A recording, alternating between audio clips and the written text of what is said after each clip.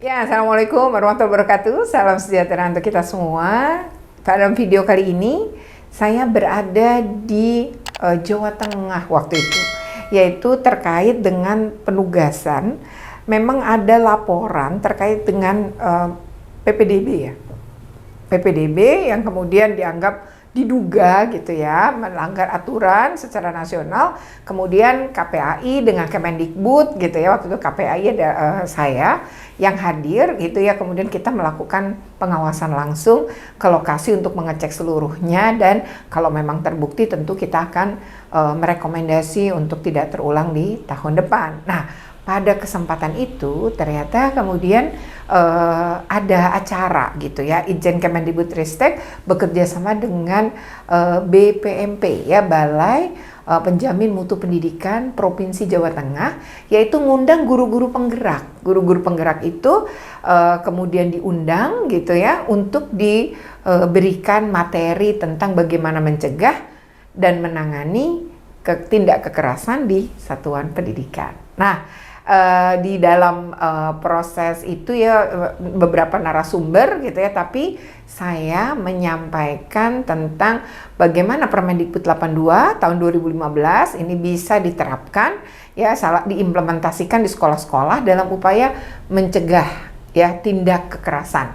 Nah, diantaranya membentuk satgas anti kekerasan, kemudian bikin SOP-nya, bekerja sama dengan lembaga psikolog gitu ya untuk pemulihan psikologi psikisnya korban maupun juga anak pelaku. Kalau memang sama-sama anak ya, pelakunya anak, korbannya juga anak. Nah, kemudian juga termasuk bagaimana membangun sistem pengaduan, dan ketika menangani itu seperti apa, maka disitulah perlu adanya SOP. Nah, saya akan berbicara dengan guru-guru penggerak ya di wilayah Provinsi Jawa Tengah untuk membahas tentang hal itu. Nah, seperti apa videonya?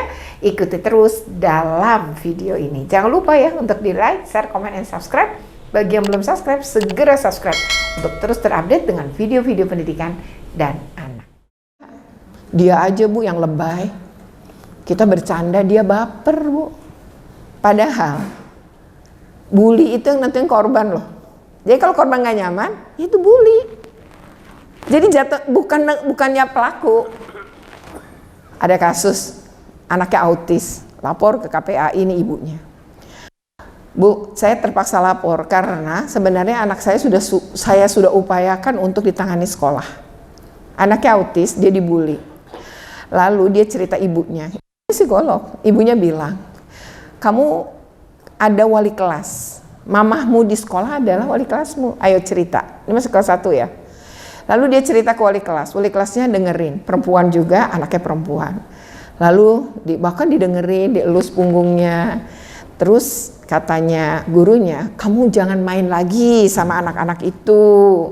Terus jawab anak ini, terus saya main sama siapa ya Bu? Karena teman saya cuma anak-anak itu. Satu kelas kan yang bully. Dia kelas 1 SD masih mau main sama anak kelas 6. Nah, pada saat itu gurunya bilang, mungkin gurunya sadar, oh iya juga ya. Terus dia bilang, ya udah kamu sabar aja ya. Nanti biar Tuhan yang membalas. Jadi guru sebagai orang dewasa, orang terdekat anak, ngerepotin Tuhan untuk urusan bully. Emang dia nggak bisa nyelesain apa ya? Maksud saya, kita harus peka. Kita anak kalau udah pernah adu, didiemin, dicuekin, dia nggak akan ngelakuin loh. Tadi Pak Ses bilang, mari kita dorong anak-anak kita speak up. Gimana anak kita mau speak up kalau kita orang dewasanya aja nggak peduli? Bagaimana anak-anak mau cerita kalau ibunya diceritain handphonenya nggak lepas? Oh gitu. Terus kamu mau bagaimana?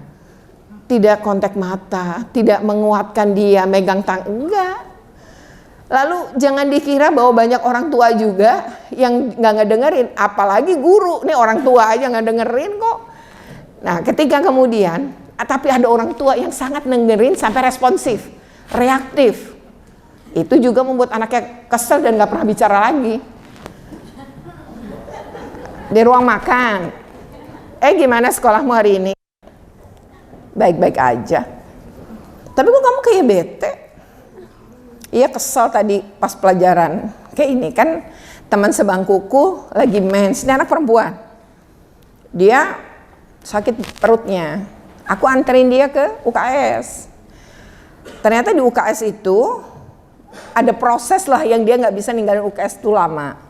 Jadi temennya begini itu, jadi perlu apa sih ngasih minuman hangat, terus ternyata udah ini, terus nelponin orang tua si anak karena sakitnya mintamu, jadi minta dijemput. Kan prosesnya lama kan? Masuklah dia ke kelas. Gurunya gini, kamu ngapain? Baru datang. Tadi nganterin si ini ke UKS. Nganter ke UKS aja selama ini. Terus, ini udah kelewat lama. Nggak usah masuk ke kelas. Kan dia keluar ya, dia balik lagi ke UKS. Di situ dia ngerasa, kok gurunya nggak ngerti ya? Dia tidak beri kesempatan saya bicara. Dia menuduh saya, padahal saya sudah berusaha untuk baik, nelponin orang tua temannya. Kan dia berbuat baik. Tapi berbuat baik tuh ternyata begitu ya, nggak didengerin. Tapi sebenarnya ini anak cuma curhat doang ke emaknya gitu loh. Emaknya dong, ya nggak. Lalu si emak, ada grup orang tua kan, yang biasanya di situ ada wali kelas, ibu wali kelas yang terhormat. Lah kan bisa WA sendiri ya ke ibu wali kelas, ngapain ke grup kelas? Ini sekolah apaan sih? Anak saya bla bla bla bla bla bla gitu kan. Tapi dibeginikan, emosi dong ibunya. Lalu wali kelasnya jawab, baik ibu, akan saya tindak lanjuti. Ia harus segera ditindak lanjuti. Gurunya mata pelajaran ini, gitu. Dah. Lalu ibu-ibu teman sekelas dong, kan nama anaknya ada. Tanya sama anaknya, emang ada apaan tuh kejadian, emang gimana itu si ini? Ibunya ngegosip dong sama anaknya kan. Anaknya, oh iya tadi gitu kan. Teman-teman yang nggak nyadar bahwa mungkin teman-temannya juga nggak tahu ceritanya si anak ini bagaimana kan. Nelpon yang pasti si temennya yang sakit. Sementara belum terjadi konfirmasi kan. Teman sekelasnya juga nggak ada yang tahu. Oh memang kenapa? Apa gitu, bingung kan semua teman sekelasnya juga. Anak ini nggak tahu, besok pagi dong ke sekolah, nyampe di kelas, emang lu kenapa gitu. Terus ada yang ngomong, oh jadi sebenarnya ini ya, kita ikut simpati ya sama kamu gitu. Dia bingung nih kenapa semuanya pada nanya dia ya. Ini perasaan percakapan saya dengan ibu saya di meja makan. Kenapa jadi teman sekelas saya tahu semua? Dia nggak tahu sama sekali nih. Nggak lama dia duduk, ada ketua kelasnya bilang, dipanggil ibu wali kelas. Dia otomatis dia datang ke wali kelas. Begitu duduk di wali kelas, dia omongin, kamu kalau kayak gitu tuh ngomong ke ibu, nggak usah cerita mamamu. Nanti ibu kita selesaiin. Kamu pada saat kejadian kayak gitu datang aja ke kelas, dari kelas tuh nemuin ibu. Hah, bingung dia. Ini ibu tahu dari mana?